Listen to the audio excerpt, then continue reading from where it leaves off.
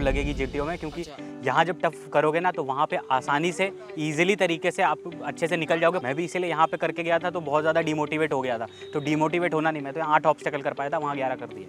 ठीक है, तो यही होता है। हाँ, वहाँ तुम ज़्यादा कर लोगे, रिपीट कर सकते हो, क्योंकि यहाँ पे 8 में कर पाया था, यहाँ उस चीज़ में दिक्कत हो जाती है। कमांडो वॉक में ही आधा इनकम्प्लीट हो गया था। ठीक है, तो रेड पे टच मत करना, बस ये फोकस करना कि यार रेड पे टच मत करो। भले ही तुम 7 पे ऑब्स्टेकल करो, भले ही 7 करो 6 करो, लेकिन मतलब 5 से ज़्यादा सभी कर लेंगे, 6-7 भी करोगे ना तो भी हो जाओगे रिकमेंड। लेकिन ये है कि रेड पे टच बिल्कुल भी नहीं होने देना। कभी कभार हाथ पैर इधर उधर हो जाते हैं, वो अलग बात है, ट्राई करना कि हाथ से ना टच हो, क्योंकि जब हम जिस पे चढ़ते हैं, जैसे अभी आप उस पर चढ़ रहे होगे, ये जो आपका ये वाला है, ठीक है, इस पे जब चढ़ते हो तो इस पे रेड कलर की लाइनिंग है। ठीक है, इस पे जब हाथ ऐसे करते हैं तो टच हो जाता है, इसीलिए हाथ डायरेक्ट यूँ करके लाओ, फिर उससे अपने आप को बॉडी को अप करो और उस पर डायरेक्ट चढ़ जाओ, तो रेड पे टच नहीं होगा। हाँ हाँ, बर्मा ब्रिज जो होता है ऐसा ही होता है वो मोस्टली। हाँ सेम, उसका जो यहाँ पे रस्सी है शायद वो पतली है, क्योंकि वहाँ पे मोटी रस्सी थी। और जो स्क्रीन जंप होता है वहाँ पे स्क्रीन होता है कि कोई ऐसे नहीं यही होता है, एक रॉड होती है वहाँ पे। हाँ, लोहे की रॉड होती है, वो रखी होती है, वो अगर पैर फंस जाता है तो रॉड गिर जाती है अपने आप।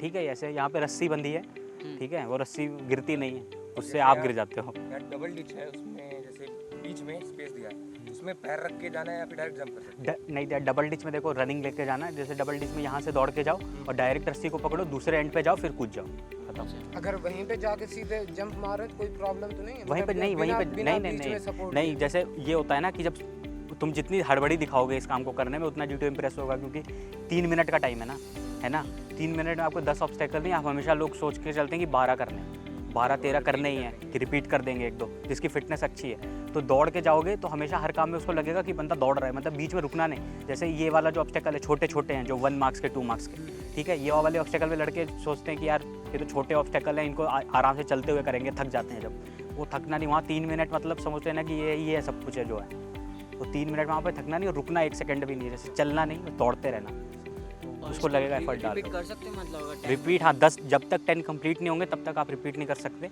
उसके बाद आप रिपीट कर सकते हो। जब तक हाँ, जब आप पहले 10 ऑब्स्टेकल कंप्लीट करो, उसके बाद आपको 5-15 मैक्सिमम कर सकते हो, उसके बाद नहीं। आपके हिसाब से ये बीम बॉक्स जो है वो लास्ट में करनी चाहिए? नहीं, लास्ट ये सबसे इंपॉर्टेंट है कि आप किस चीज़ को पहले प्रायोरिटी पे रखते हो। जैसे कुछ स्टूडेंट्स होते हैं जो शुरुआत से चालू करते हैं, मैंने चालू किया था कमांडो वॉक से, तो कमांडो वॉक देखो हाई नंबर के जो है ना, उनको पहले कर लो कि आपके कुछ नंबर सिक्योर हो जाएं। जैसे कमांडो वॉक 9 नंबर का है, जो ये टाइगर लीप है, टाइगर लीप 10 नंबर का है, सबसे ज़्यादा का है, लेकिन टाइगर लीप में हाथ छिल जाते हैं, तो ये दिमाग में रखना कि हाथ ना छिले टाइगर लीप करते वक्त। इसको ऐसी बनाना, क्योंकि पहली बार मेरे भी हाथ छिले थे, दूसरी बार समझ गया था कि करना क्या है। ठीक है, तो टाइगर लीप पे हाथ छिल जाते हैं, इसीलिए मैंने इसको भी लास्ट में किया था टाइगर लीप को। जब ये कंप्लीट हुआ तब मैंने एक ऑब्स्टेकल रिपीट किया था, और ये सारा वो कमांडो वॉक था। और ये जो अगर 15 ऑप्टिकल्स अगर किए तो 3 मिनट ही रहेगा क्या? 3 मिनट के अंदर चाहे जितने कर लो, चाहे जितने कर लो, लेकिन मोस्टली आज तक ऐसा कुछ है नहीं कि जो 15 से ज़्यादा कर पाया हो। वो तो हाँ, बहुत जिसकी फिटनेस रहेगी वो 16-17 कर सकता है। बहुत, हाँ, 10 के बाद बहुत कम टाइम बचता है, 10 हो जाएंगे तो बहुत कम टाइम बचेगा। 2 बैलेंस वाले होते हैं ना लास्ट में, हाँ, बैलेंस वाले में गिरने का वो रहता है, थक जाते हैं तो पैर अपने, तो बैलेंस वाले में आप ऐसे हाथ ऐसे कर लो ना तो बैलेंस आ जाता है बॉडी में। फिजिक्स लगा के चलो। हाँ, बाकी आपका पूरा सारे मतलब आपके कितने ऑप्टिकल्स कंप्लीट हुए थे? मेरे वहाँ पे 11 ऑब्स्टेकल कंप्लीट हो गए थे, मतलब मैंने 10 किए, उसके बाद मैंने कमांडो वॉक रिपीट किया और फिर मेरे ऑब्स्टेकल कंप्लीट हो गए। ऑब्स्टेकल कंप्लीट होने के बाद हम लोगों को वहीं बैठा दिया था, जीटीओ ने बाद में बहुत मोटिवेट किया। इस पीजीटी में सबसे ज़्यादा इंपॉर्टेंस यही होता है कि आपका ग्रुप चौथे ऑब्स्टेकल, ये 4th ऑब्स्टेकल है। ठीक है, जैसे आप जब जानते हैं कि फर्स्ट ऑब्स्टेकल वहाँ से चालू हो रहा है, सेकंड, थर्ड, ये 4th है, लास्ट ऑब्स्टेकल है। इसमें पहुँचना ही बहुत बड़ी बात होती है। अगर आपका ग्रुप पहुँच गया मतलब आप बहुत ही स्मार्ट वाले ग्रुप में आए हो। ठीक है, तो इसमें जैसे ईजिली कुछ लोग होते हैं जो इसको नहीं करते हैं। 4th ऑब्स्टेकल में हमारे जीटीओ ने जब दिया था तो मेरे को इसमें बस एक आइडिया आया था, मैंने वही बताया था।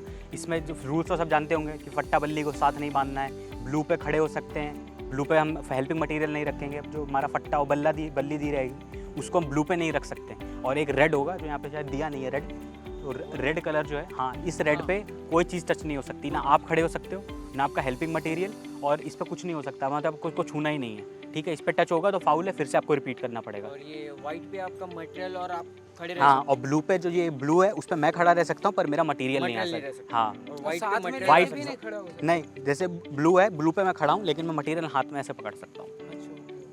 ठीक है, वाइट पे तो कुछ भी कर सकते हो तुम। हाँ जैसे कुछ लेकिन ब्लू पे तुम्हारा मटेरियल टच नहीं होना चाहिए, क्योंकि देखो प्लैंक भारी होता है वहाँ हाँ। पे। जब लड़के ऐसे लेके खड़े, या तो कोई 6 फीट का हो, ठीक है, तो वो प्लैंक को ऐसे ले ले तो उसका नीचे नहीं टच होगा, क्योंकि मोस्टली भाई ऐसे करके खड़े रहोगे तो नीचे टच हो जाता है तो फाउल हो जाता है। ये जीटीओ कभी भी तुमको बोलेगा नहीं तुमने फाउल किया है, वो डायरेक्टली नोट कर लेता है, तो आपने वो कभी जैसे तुमको बोला अवेयर repeat नहीं होने करने देगा। को बोलेगा। रिपीट तब करने को बोलेगा जब फाउल बहुत बड़ा होगा, अच्छा, red कि तुम रेड पे ही खड़े हो, उसी पे बात करते जा रहे हो और तुमको अंदाज़ा भी नहीं है कि तुम रेड पे खड़े हो, तब जीटीओ तो बोलेगा कि फाउल कर रहे हो, पीछे जाओ और रिपीट करो। ठीक है, तो आपका पूरा फिर से करना पड़ेगा, टाइम वेस्ट होगा। फाउल पे कितना मतलब क्या नेगेटिव नेगेटिव पॉइंट नहीं देता है वो, बस आपको वो जज कर लेता है कि आप कितने, आपका माइंड कहाँ पे काम कर रहा है। वही तो देखो, इस सब चीज़ों में होश ही काम होता है, जोश वाला काम तो जीवार होता है। सर अच्छा, ये जब कमांडो वॉक होता है तो जब उसमें आपका फेवरेट एक्टर या कुछ बोलते हैं, हाँ, उस समय माइंड उसमें ब्लैंक हो जाता है। हाँ। जैसे कुछ वल्गर्स नेम आते हैं, आप समझ रहे हो मैं हाँ हाँ हाँ। वो वहाँ पे बोल सकते हैं कि नहीं? नहीं, जैसे आपको फेवरेट एक्टर बोलेंगे या फिर बोलेंगे फेवरेट एक्ट्रेस पूछते हैं बहुत ही लड़कों से, तो भाई या तो कोई भी इंडियन एक्ट्रेस का नाम याद रख लेना, तो कमांडो वॉक में जैसे ही जंप करो बोल देना नाम, ठीक है। ये बुलवाते हैं, ये बहुत ही मतलब वो इन्वायरमेंट जॉली क्रिएट करने का कोशिश करते हैं, बस सब लोग बोल देते हैं। और जब वो क्या कहते हैं टार्जन वाला टास्क होता है, वहाँ हाँ। पे प्रॉपर आवाज़ नहीं निकलती, कोई भी आवाज़ निकाल, मतलब थोड़ा टार्जन में म्यूजिक आवाज़ हाँ। निकालना जरूरी ट्यून है की। नहीं, कोई ज़रूरी नहीं है यार, यहाँ ठीक है, टार्जन वाली आवाज़ कोई ज़रूरी नहीं, मैंने भी नहीं निकाली थी, बहुत लड़कों ने नहीं निकाली, उसका किसी ने नहीं point निकाली तो थी। डिटेक्ट नहीं तो होता। मेरे ग्रुप में से किसी ने नहीं निकाली थी पॉइंट। अगर जीटीओ बोलता है निकालनी तो भाई निकाल देना।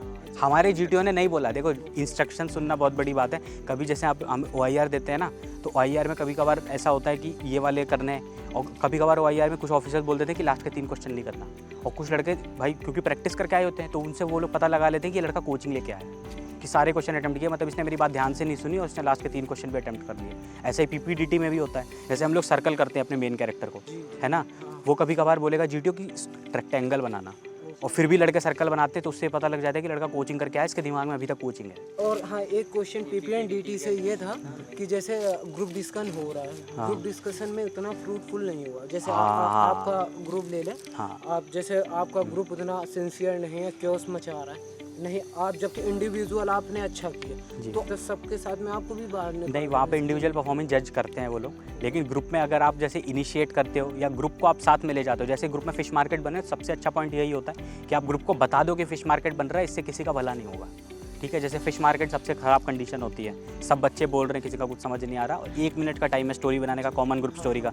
तो कॉमन ग्रुप स्टोरी बनाते वक्त अगर फिश मार्केट बनती है तो सबको बस रिक्वेस्ट करो उनसे कि gentleman I request not to create a fish market so that we can move to a fruitful story, ठीक है। तो वो तुम्हारी बात मान जाएंगे, और वो भी जानते हैं, वो भी सिलेक्शन ही लेने आए हैं यार, बस ये पॉइंट बोल देना। एक क्वेश्चन और था, जनरली हम लोगों को एक प्रॉब्लम दिखाई जाती है, एक इमेज में कई सारी प्रॉब्लम होती है, और अगर जैसे जहाँ पे वो GTO होता है उनके हिसाब से हम लोग प्रॉब्लम नहीं सॉल्व कर पाए तो क्या उसके भी नंबर डिडक्ट होते हैं? मतलब जैसे उनका था कि कोई प्राइमरी टास्क, जैसे उनके हिसाब से और कुछ था। हाँ, ये ग्रुप प्लानिंग एक्सरसाइज की बात है। तो GP में ये होता है कि GP में देखो सबके पास डिफरेंस आइडियाज़ होते हैं, पर तुमको वहाँ पे अपनी ह्यूमैनिटीज़ जगा के लानी है। जैसे मेरे भी GP में था कि एक था कि ट्रेन जा रही है, ट्रेन में कितने लोग होंगे यार, 500-1000 पैसेंजर्स हैं, ट्रेन को डीरेल हो रही है एक जगह, और एक जगह हो रही बैंक रॉबरी, और 2 लोग जा रहे हैं बैंक रॉबरी करने, ठीक है।